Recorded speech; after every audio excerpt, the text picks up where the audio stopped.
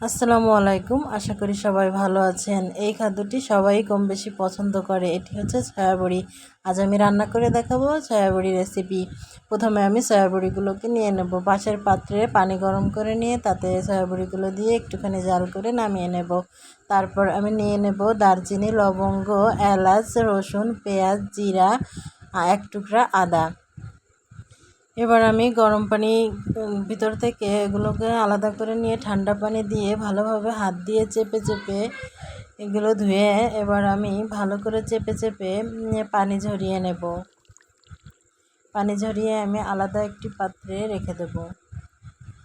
এবার আমি কড়াই ভালো করে গরম করে নেব। গরম করে নিয়ে তাতে দিয়ে দেব তেল ভালোভাবে গরম হয়ে এলে সেদ্ধ করা বড়িগুলো দিয়ে ভালোভাবে ভেজে নেব। ঘন ঘন নাড়াচাড়া করতে হবে যাতে কড়াইয়ে লেগে না যায়। ভাজা হয়ে গেলে উঠিয়ে নিয়ে বাকি তেলে আমি বেটে রাখা মশলাগুলো দিয়ে দেব। তারপর দিয়ে দেব পরিমাণ মতো লবণ, পরিমাণ মতো হলুদ, আর দিয়ে দেব ধনিয়া গুঁড়া, মরিচের গুঁড়া।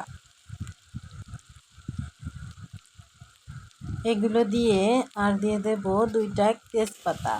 এগুলো দিয়ে আমি ভালোভাবে নাড়াচাড়া করে কষিয়ে নেব মশলাটিকে ভালোভাবে কষানো হয়ে গেলে ভেজে রাখা সয়াবড়িগুলো এতে ঢেলে দেব। তারপর ভালোভাবে নাড়াচাড়া করে আর একটুখানি আমি কষিয়ে নেব। একটুখানি কষানো হয়ে গেলে এরপর আমি অ্যাড করব পানি।